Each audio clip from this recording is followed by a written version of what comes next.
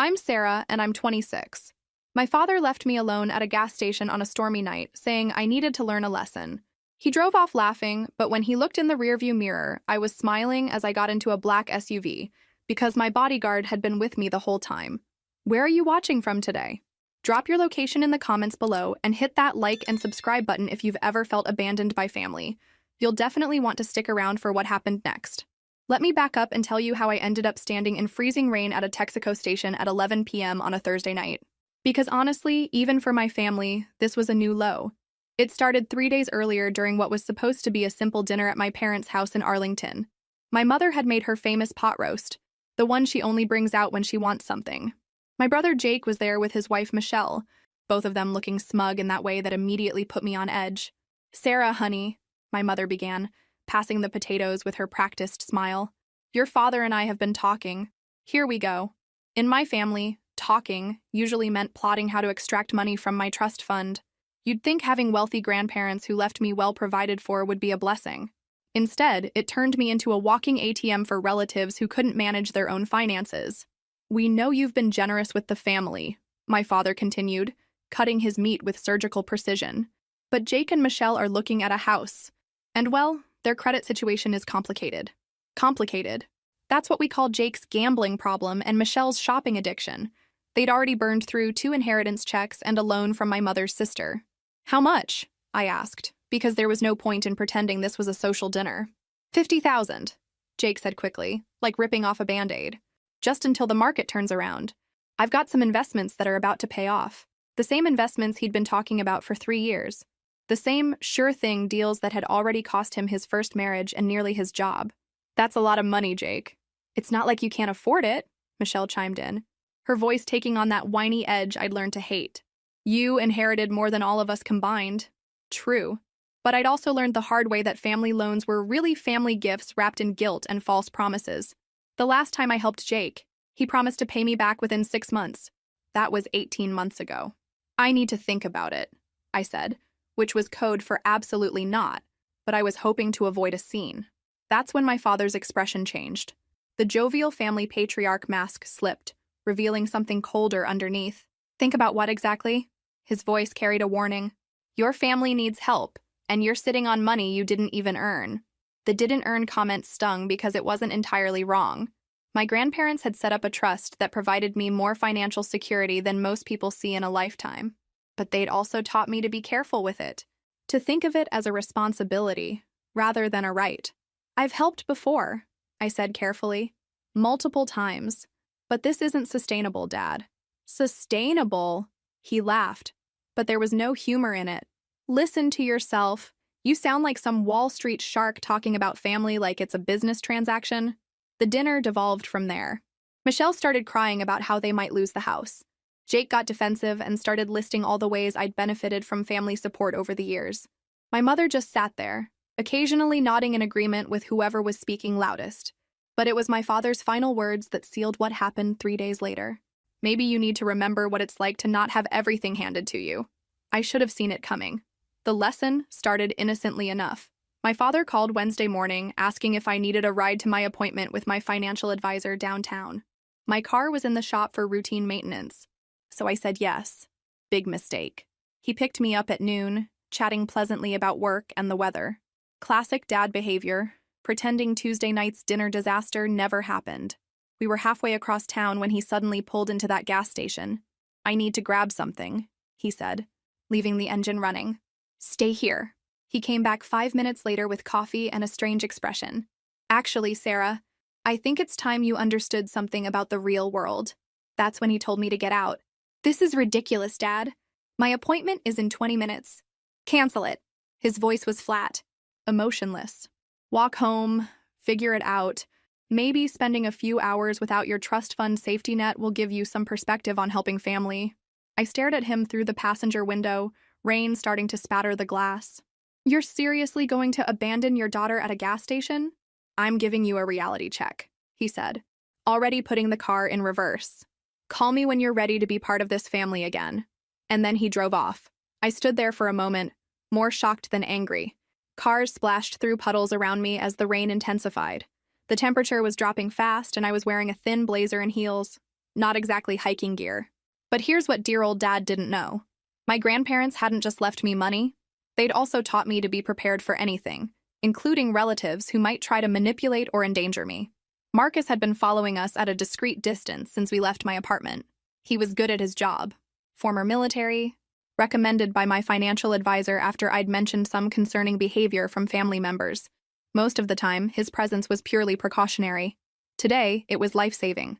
The black SUV pulled up 30 seconds after my father's taillights disappeared into traffic. "Everything all right, Miss Sarah?" Marcus asked through the lowered window. I couldn't help but smile, imagining my father's face when he inevitably looked back to check on his abandoned daughter, only to see me climbing into what probably looked like a very expensive rescue. "Just family being family," I said, settling into the heated passenger seat. "Let's go to my appointment." "Should I follow your father home first?"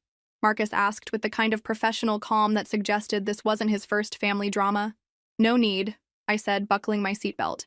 "He'll figure out soon enough that his lesson backfired." But as we drove toward downtown, I realized something had fundamentally shifted. This wasn't just about money anymore. My father hadn't just asked for help or even demanded it. He'd tried to use fear and abandonment as weapons against his own daughter, and that changed everything. My phone started buzzing 20 minutes later as we sat in the financial advisor's office. Dad, probably wondering why I hadn't called begging for rescue yet. I let it go to voicemail. The second call came 10 minutes after that, then a third. By the time my appointment ended, I had 7 missed calls and 4 increasingly frantic text messages. "Where are you? Sarah, this isn't funny anymore. Call me back right now. I'm coming to get you." I deleted them all without responding.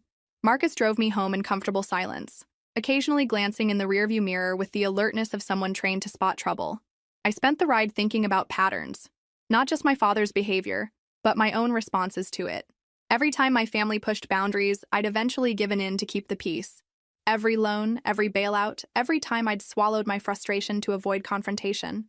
I'd been enabling them while telling myself I was helping. But leaving your daughter alone in a storm crosses a line you can't uncross. "Miss Sarah," Marcus said as we pulled into my apartment complex, "should I be concerned about escalation from your family?" Smart question. In his line of work, family members were often the biggest threat to a client's safety. Honestly, I don't know anymore. It felt strange admitting that about people who were supposed to love and protect me. My phone rang again as I unlocked my apartment door. This time it was my mother. "Sarah Elizabeth, where are you?" "Your father is beside himself." "I'm home, Mom. Safe and sound." "Thank goodness. He said you were stranded at that gas station. How did you get home?" "Interesting. So he had been checking on me after all." "I figured it out," I said simply. A pause. "Well, get in your car and drive over here right now. Your father wants to talk to you. My car's still in the shop, remember? That's why I needed a ride in the first place. Then take an Uber." "Sarah, he's very upset about how you left things." The audacity was breathtaking. He was upset about how I left things? "Mom, he abandoned me at a gas station in a thunderstorm because I wouldn't immediately agree to give Jake $50,000. I think his feelings can wait. Don't be so dramatic. It was just meant to teach you—" "Teach me what? That my family will use fear and abandonment to manipulate me when I don't comply fast enough?" I could hear her intake of breath. In our family, speaking this directly about dysfunction was like breaking a sacred rule. "Sarah, that's not—" "Your father loves you. We all do. But sometimes love means tough lessons. Tough lessons don't involve leaving people stranded in dangerous situations, Mom." Another pause, longer this time. "I think everyone just needs to cool down," she said finally. "Why don't you come for dinner Sunday and we'll all discuss this like adults?" Like adults. Right. Because abandoning your daughter for not funding your son's gambling habit was peak adult behavior. "I'll think about it," I said, knowing I wouldn't be going anywhere near their house until some serious conversations happened. After hanging up, I sat in my kitchen with a cup of tea, watching rain streak down the windows. My phone continued buzzing with messages from Jake and Michelle, each one more demanding than the last. "Have you even talked to Dad about what happened? He's really worried about you. Mom says you're being stubborn about the house thing. This is exactly why Dad wanted to teach you a lesson. You're being selfish." "Sarah, family is supposed to help family." That last one from Michelle made me laugh out loud. Family helps family? Where was the family helping when I was standing in a storm at a gas station? I turned off my phone and ran a hot bath. Tomorrow I'd figure out how to handle this mess. Tonight I just wanted to appreciate the luxury of being warm, safe, and free from people who thought abandonment was an acceptable teaching tool. But as I sank into the water, one thought kept circling back. If my father was willing to go this far, over $50,000, what would he do when he found out about the real money? Have you ever experienced family members who mistake your kindness for weakness? The next morning brought clarity along with coffee. I'd spent 26 years managing relationships with people who saw my inheritance as their personal emergency fund. Last night had simply made the dynamic impossible to ignore.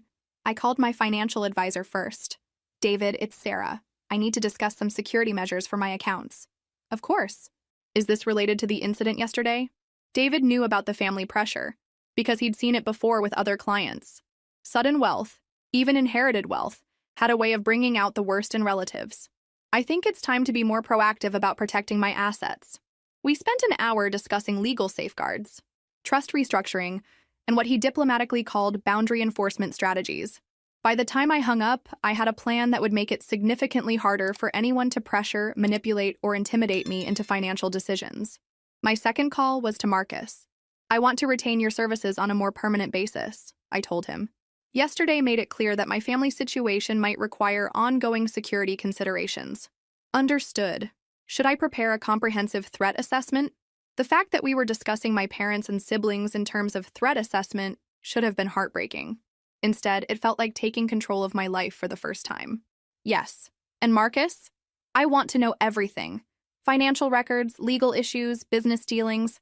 If they're going to treat me like an ATM, I want to understand exactly what I'm funding. I'll have a preliminary report by Monday. The afternoon brought a surprise visitor.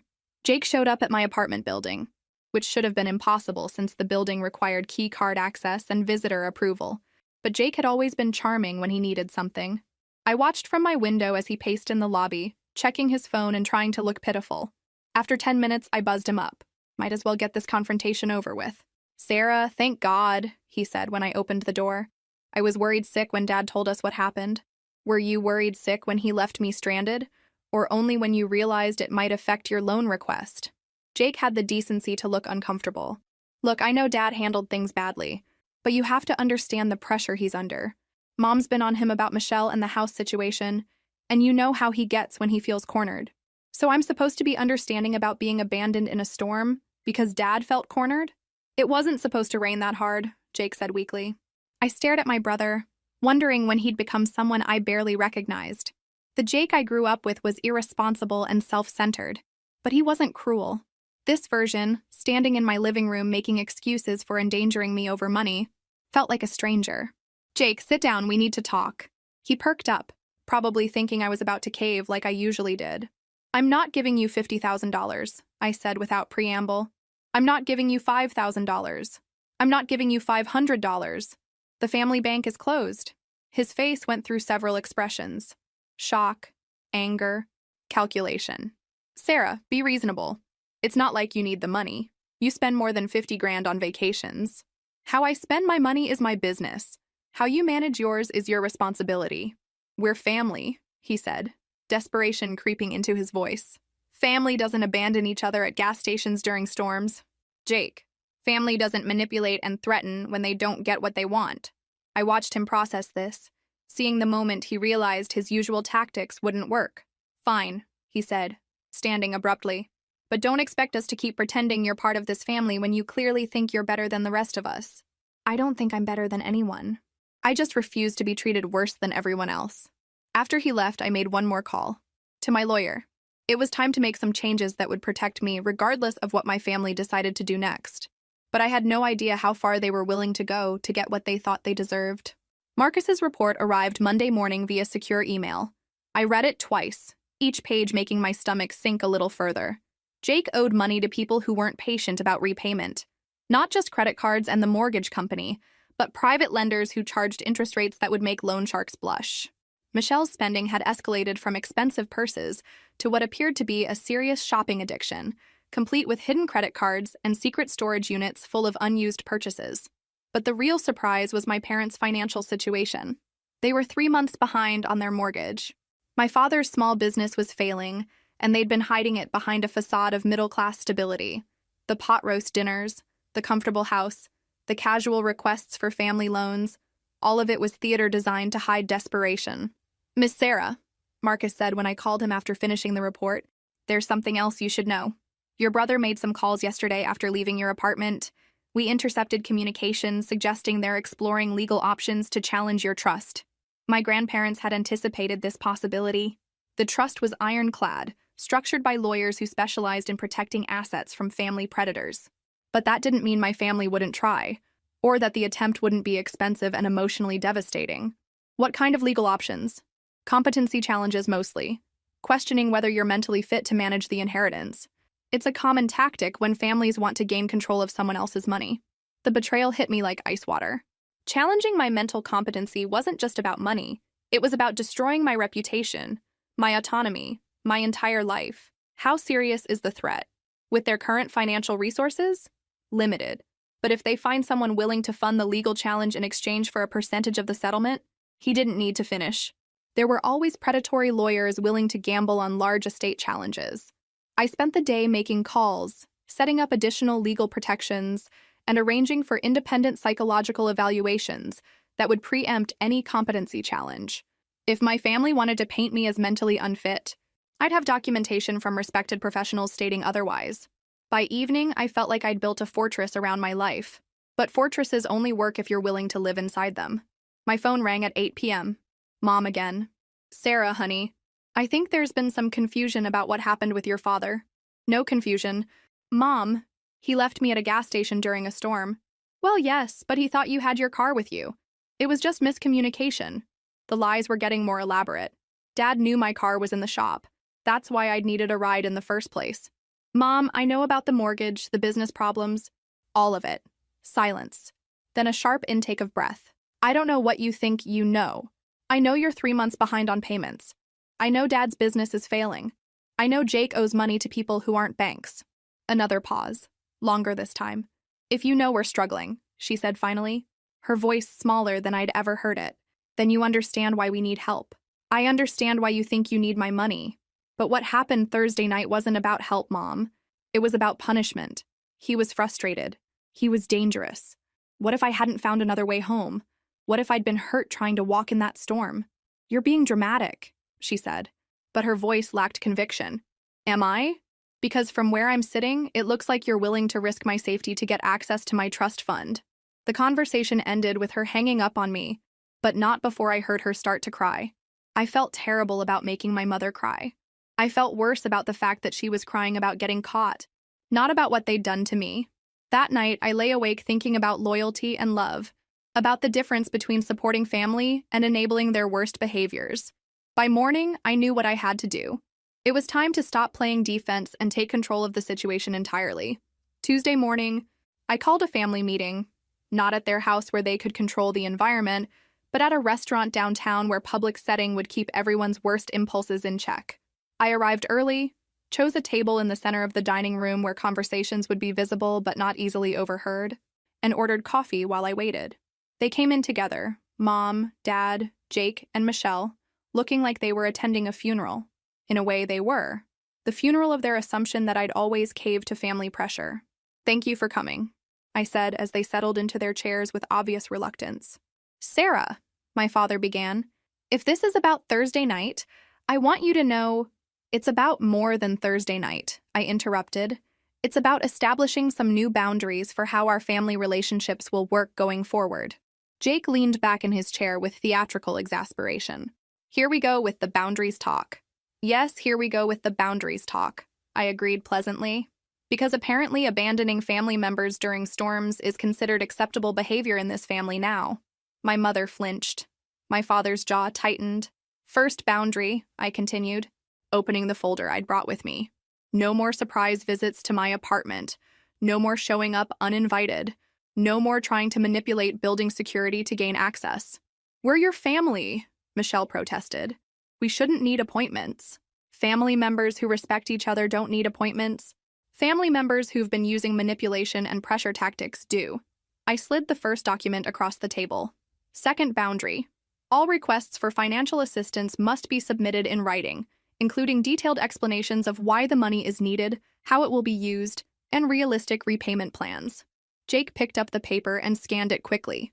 This is insane. You want us to fill out loan applications to borrow money from family? I want you to treat financial requests with the seriousness they deserve instead of assuming I'm an unlimited resource. Third boundary, I continued, sliding another document toward my parents. Any future legal action taken against me or my trust will result in immediate and permanent cessation of all family financial support. The silence that followed was deafening. My father's face had gone pale. You investigated us, my mother said quietly. I protected myself. There's a difference. This is blackmail, Jake said, but his voice lacked conviction. This is self-preservation. I know about the competency challenge discussions.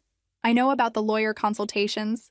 I know exactly how far you were willing to go to get access to money that isn't yours. My father finally spoke, his voice hoarse. Sarah, we never meant for things to go this far. But they did go this far, Dad. You left me stranded in a storm. Jake owes money to dangerous people.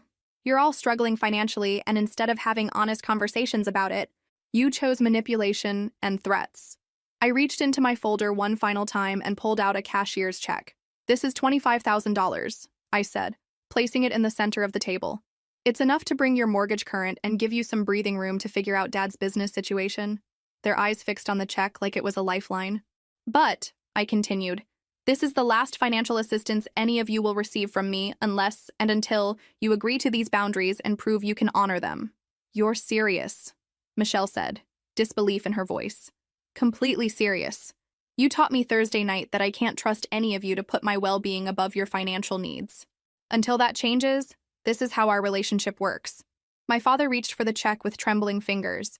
Sarah, don't apologize, Dad. Just decide whether you want a daughter or an ATM, because you can't have both. I stood up, leaving the documents and the check on the table. Take your time thinking it over. I'll be here when you're ready to have a real family relationship again. As I walked away, I heard Michelle whisper urgently, we have to take the money. We don't have a choice. But I knew that until they understood, they'd always had a choice. The choice to treat me with respect. Nothing would really change.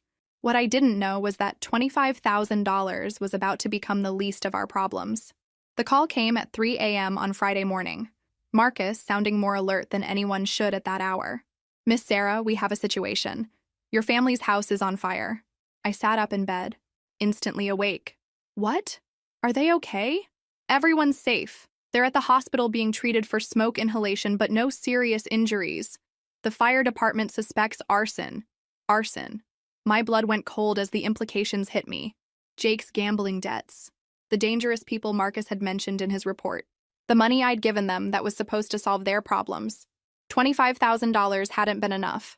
I threw on clothes and met Marcus in the lobby 15 minutes later. The drive to my parents' neighborhood felt surreal, like moving through a nightmare where everything familiar had been twisted into something threatening. The house I'd grown up in was a blackened shell. Fire trucks were still on scene, their red and blue lights painting everything in emergency colors. Yellow tape cordoned off what used to be my childhood home. I found my family huddled together in the back of an ambulance, looking smaller and more fragile than I'd ever seen them. My mother was crying silently while my father stared at the ruins with hollow eyes.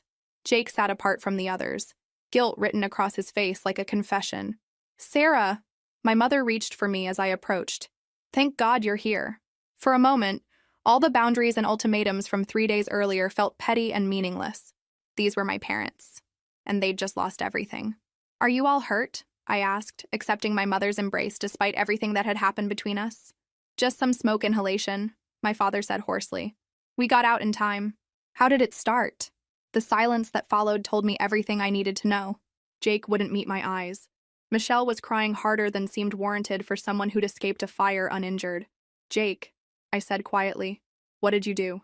It wasn't supposed to happen like this, he whispered, finally looking at me. I just needed more time to pay them back. They said they just wanted to scare me. The $25,000 hadn't gone to save their house or help their business. Jake had used it to make a partial payment to people who set houses on fire when they didn't get satisfied quickly enough. Who are they, Jake? My father answered instead, his voice flat with defeat. People your brother borrowed money from to cover his gambling debts, people who don't accept partial payments as final settlements. How much do you owe them? Jake's voice was barely audible. $80,000. $80,000. The 25 I'd given them had only made the dangerous people angrier because it proved Jake had access to money, but was still holding out on them. And they burned down Mom and Dad's house to send a message? They said next time it won't be empty, Michelle sobbed. They said next time people will be inside. I stood there in the pre-dawn darkness, watching my childhood home smolder, finally understanding the true cost of my family's dysfunction. This wasn't about helping relatives through temporary financial difficulties. This was about being dragged into a situation that could get people killed.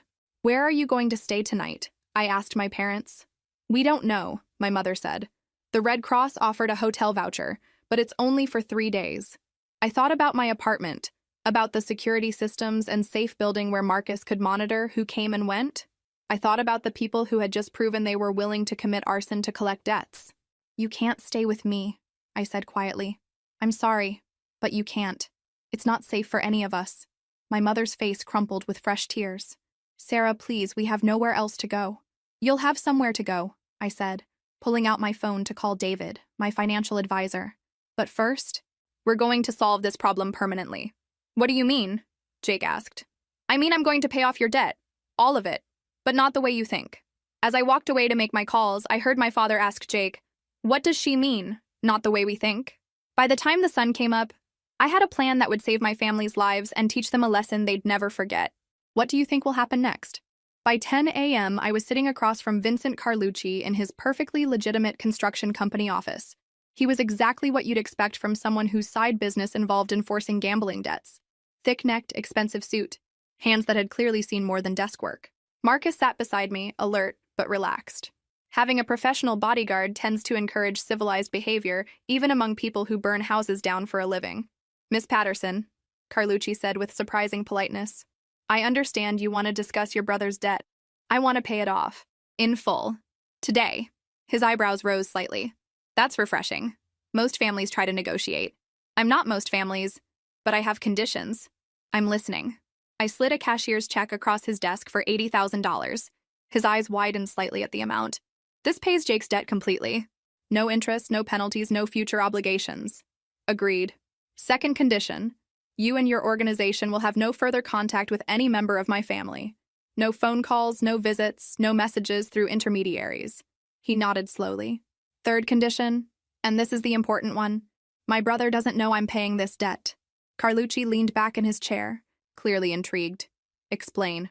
"As far as Jake knows, he still owes you $80,000. He still thinks you might burn down another building or hurt someone he cares about. He still lives with the consequences of his choices." A slow smile spread across Carlucci's face. "You want him to suffer without actually suffering. I want him to learn what accountability feels like. Real accountability, not just empty promises to pay money back someday. What if he tries to borrow more money elsewhere to pay me? Then he'll discover that every legitimate and illegitimate lender in the city has been informed about his existing debt to you. No one will touch him." Marcus had helped me arrange this through his network of contacts. Jake would find himself completely cut off from credit, unable to borrow so much as gas money without family approval. And if he confesses to family about the debt, then he'll discover his family doesn't have $80,000 lying around anymore. I smiled. I transferred most of my liquid assets into accounts he can't access and investments he can't liquidate. Carlucci was quiet for a long moment, studying me with something like professional admiration. "You're willing to pay $80,000 to teach your brother a lesson? I'm willing to pay $80,000 to save my family's lives and possibly prevent Jake from gambling himself into an early grave. And what about your parents? They lost their house because of his debt. They'll get a new house eventually, when Jake proves he can stay away from gambling and they prove they can stop enabling him." I stood up, smoothing my skirt with hands that were steadier than I'd expected. "Do we have a deal, Mr. Carlucci?" He picked up the check, examined it briefly, then slipped it into his jacket pocket. "We have a deal. Your brother's debt is paid, but as far as he knows, he still owes me 80 grand and I'm getting impatient." "How impatient?" "Let's say he'll be very motivated to find alternative solutions to his problems." As Marcus and I left the construction office, I felt strangely calm. For the first time in years, I'd made a decision about my family that wasn't driven by guilt or manipulation. "Impressive strategy," Marcus commented as we drove back toward downtown. "Expensive, but impressive. The money isn't the point anymore. It's about whether they can learn to make better choices when they think their lives depend on it." My phone started ringing before we reached the next traffic light. Jake, probably wondering if I'd reconsidered helping with his little debt problem. I let it go to voicemail. By evening, I had 17 missed calls and 43 text messages from various family members, each more desperate than the last. I read through them while having dinner at my kitchen counter. Marcus reviewing security footage from the building's cameras on his laptop beside me. Sarah, please call back. These people aren't patient. Dad's talking about selling the business for whatever he can get. You're the only one who can help. I know you're angry, but people's lives are at stake now. Just this once. Sarah, I swear I'll never gamble again. That last message from Jake made me laugh out loud. He'd made that promise at least a dozen times before, usually while asking for money to cover gambling debts.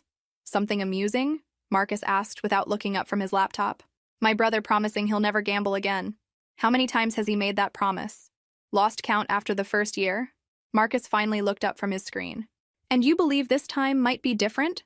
I thought about Jake sitting in that ambulance, watching his choices burn down his parents' house. About the fear in his eyes when he realized the people he owed weren't just going to accept partial payments and empty promises. I believe terror is an excellent motivator for behavioral change. And if it isn't? I finished my wine and set the glass down with deliberate precision. Then he'll discover that some lessons are more expensive than others. The intervention happened Saturday morning at my hotel suite downtown. I'd moved out of my apartment temporarily after Marcus suggested that my family's current situation might attract unwanted attention from law enforcement investigating the arson. My parents arrived first, looking like refugees from their own lives. 3 days of hotel living had stripped away their usual middle-class polish, leaving them raw and desperate.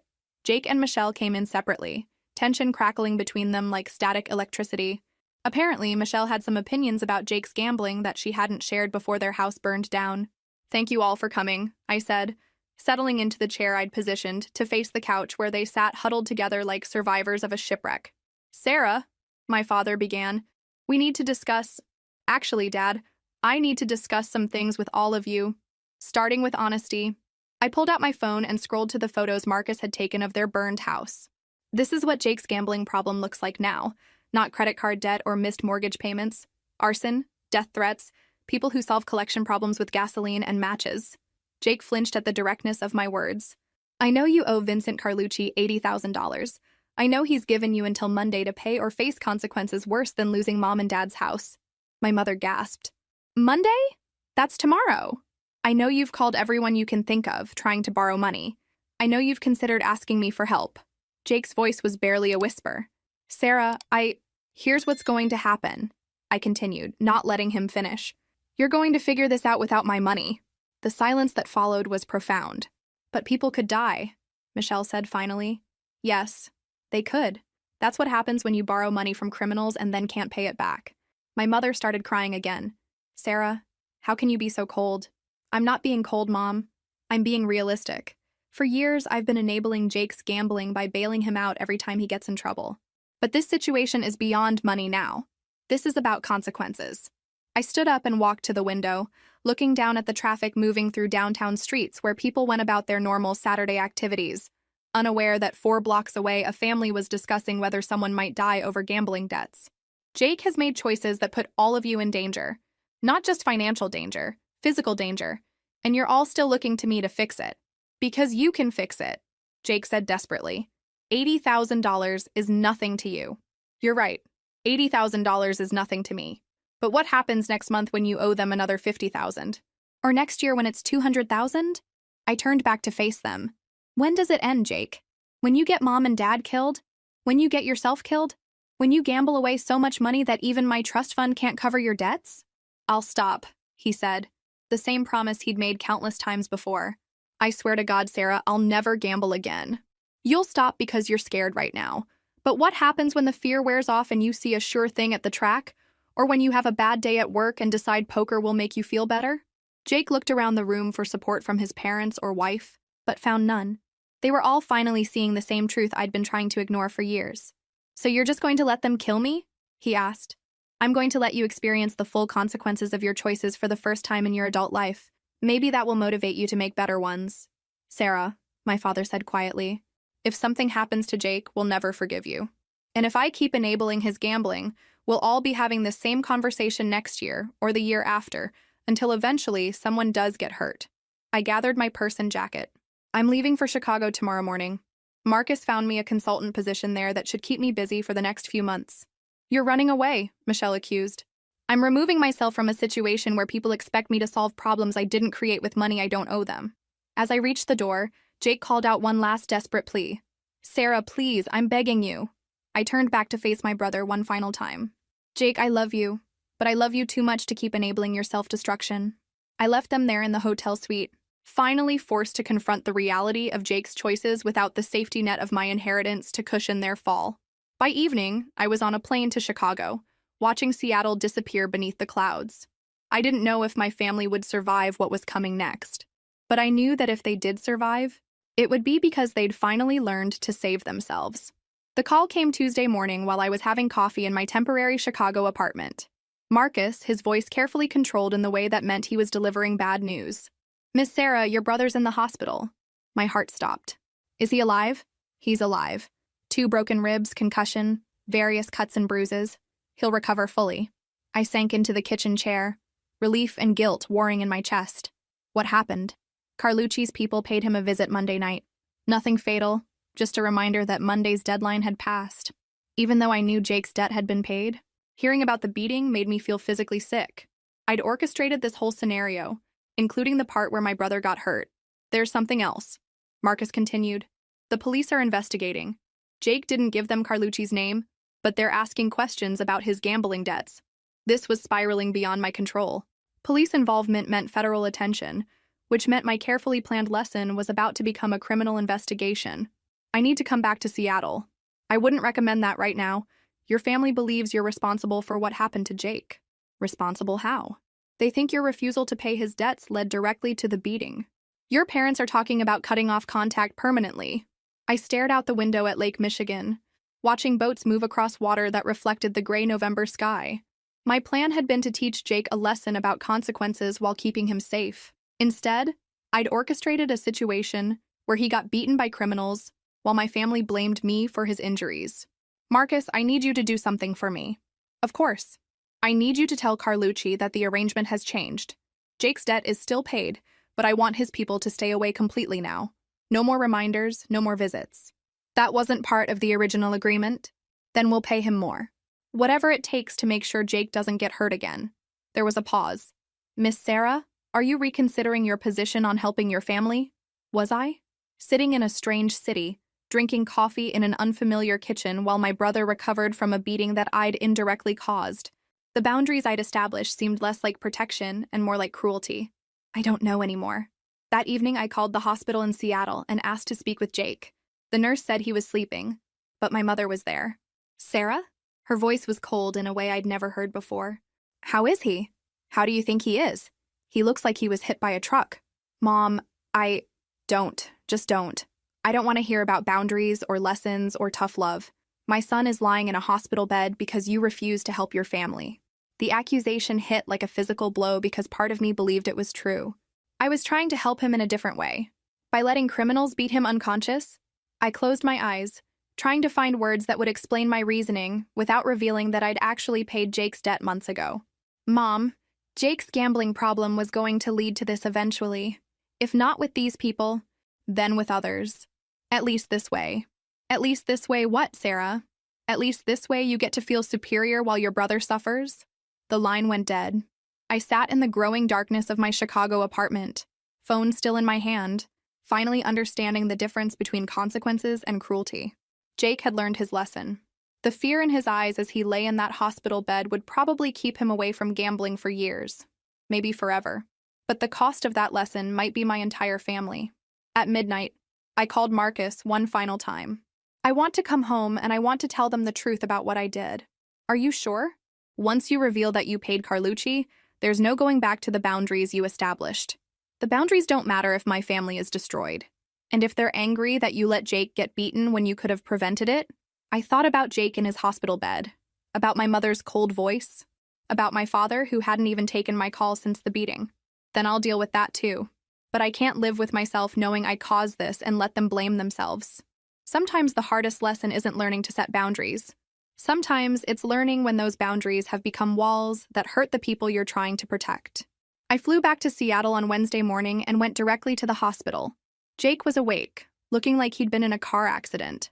Both eyes were black, his lip was split, and he moved carefully because of his broken ribs. But he was alive, and for the first time in years, he was completely sober. "Sarah," he said when I walked into his room. His voice was hoarse from the concussion. "I didn't think you'd come. I'm your sister, of course I came." My parents were there too, sitting in chairs by the window with the exhausted look of people who'd been keeping vigil for days. They acknowledged my presence with nods but no warmth. "Jake," I said, pulling up a chair beside his bed, "I need to tell you something important. If this is about the money, it is about the money, but not the way you think." I reached into my purse and pulled out a folded document, the receipt from my cashier's check to Vincent Carlucci. "Your debt was paid 5 days ago. In full, before you got hurt." Jake stared at the receipt, confusion clouding his bruised features. "I don't understand. I paid Vincent Carlucci $80,000 last Friday. Your debt to him was completely settled." My father leaned forward in his chair. "Then why did they beat him up?" "Because I asked them to." The silence that followed was profound and dangerous. I could feel the temperature in the room drop 10 degrees. "You asked them to beat up your own brother?" my mother whispered. "I asked them to continue acting like Jake owed them money, so he would learn what his gambling addiction really costs." Jake struggled to sit up straighter, wincing with the movement. "You set me up? I protected you from the real consequences while making sure you experienced enough fear to motivate change." "You son of a—" Jake started, then stopped himself, probably because swearing with a split lip was painful. My father stood up slowly, his face a mask of controlled fury. "You paid criminals to terrorize your brother? I paid criminals to cancel his debt and then pretend they hadn't been paid so Jake would finally understand understand what?" my mother demanded. "That his own sister would rather see him beaten than simply help him?" This wasn't going the way I'd imagined.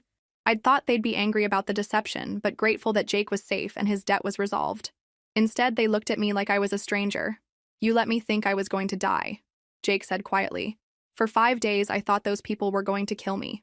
Do you have any idea what that feels like? Do you have any idea what it feels like to watch someone you love destroy themselves and everyone around them with their addiction?" "So you decided to play God?" my father asked. "You decided that psychological torture was an appropriate response to Jake's problems?" "I decided that enablement wasn't working and maybe fear would be more effective than money." Michelle, who'd been silent until now, finally spoke. "You're sick, Sarah.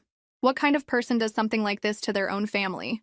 I looked around the room at 4 people who'd been the center of my world for 26 years.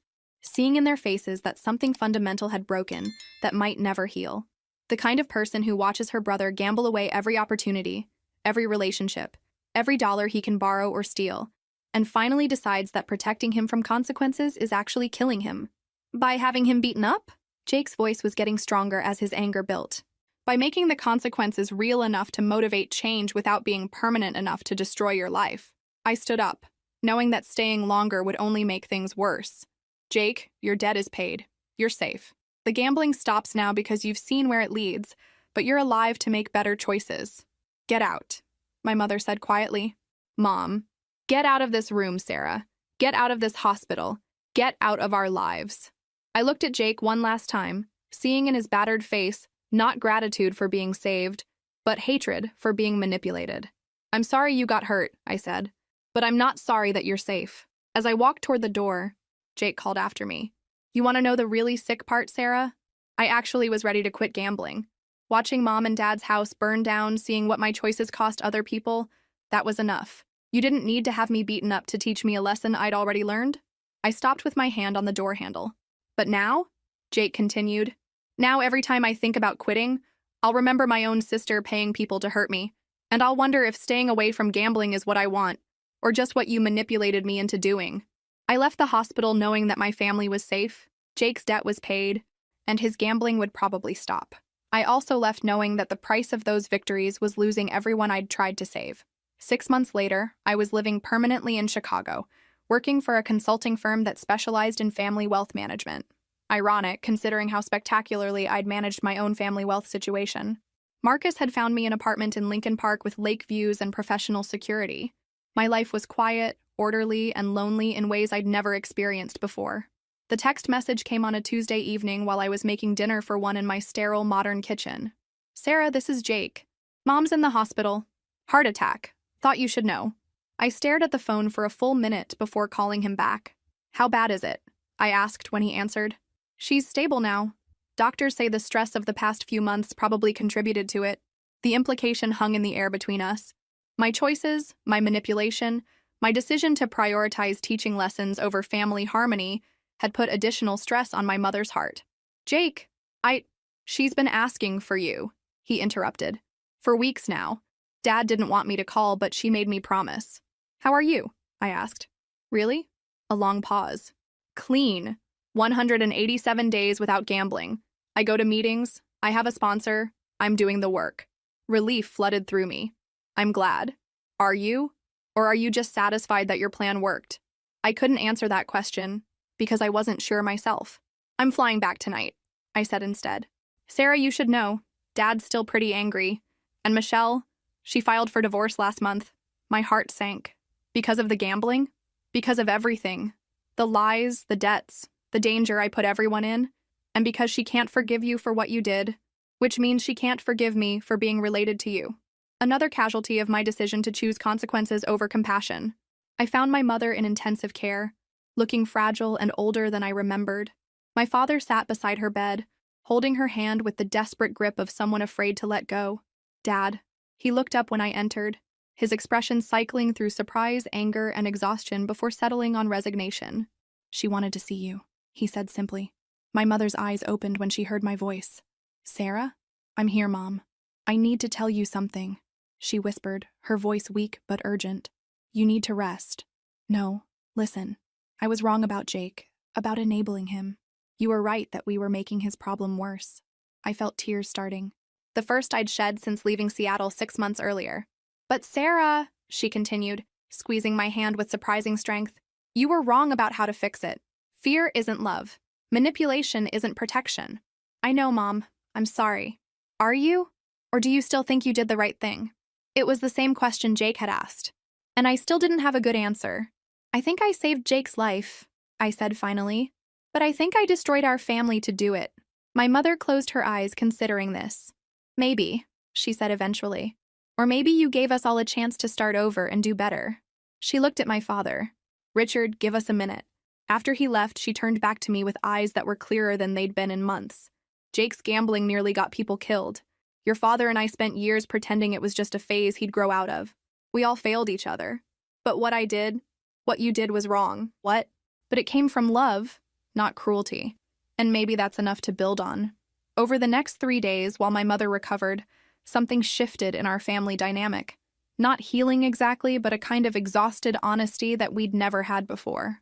Jake and I talked for hours in the hospital cafeteria, dissecting our relationship and the patterns that had brought us to this point. He was angry about the deception, but he also acknowledged that 6 months of sobriety had given him clarity about how destructive his gambling had become. My father remained distant, but civil, focused on my mother's recovery rather than relitigating the past. On Thursday evening, as my mother was being discharged, she asked me to walk with her to the parking garage. Are you coming back to Seattle? She asked. I don't know. Do you want me to? She stopped walking and turned to face me. I want you to come back when you're ready to be part of this family again. Not its savior or its bank account. What's the difference? Family members trust each other enough to ask for help directly, instead of manipulating each other into better behavior. I thought about this as we resumed walking. What if asking for help doesn't work? Then we fail together instead of succeeding alone. 6 months later, I moved back to Seattle. Not to my old life of family bailouts and boundary violations, but to something new we built together through honest conversations, family therapy, and the slow work of rebuilding trust. Jake celebrated 2 years of sobriety last month. My parents sold their business and downsized to a smaller house they could afford without family loans. Michelle and Jake divorced but maintained a cordial relationship focused on co-parenting. We're not the same family we were before the gas station incident, the fire, or the hospital confrontation. We're better. Not perfect, not without ongoing challenges, but better. Because sometimes the most important lesson isn't learning to set boundaries or stick to principles. Sometimes it's learning that love requires both protection and forgiveness, and that the hardest person to forgive is often yourself. If this story resonated with you, make sure to like and subscribe for more stories about family, forgiveness, and finding your way back to the people who matter most.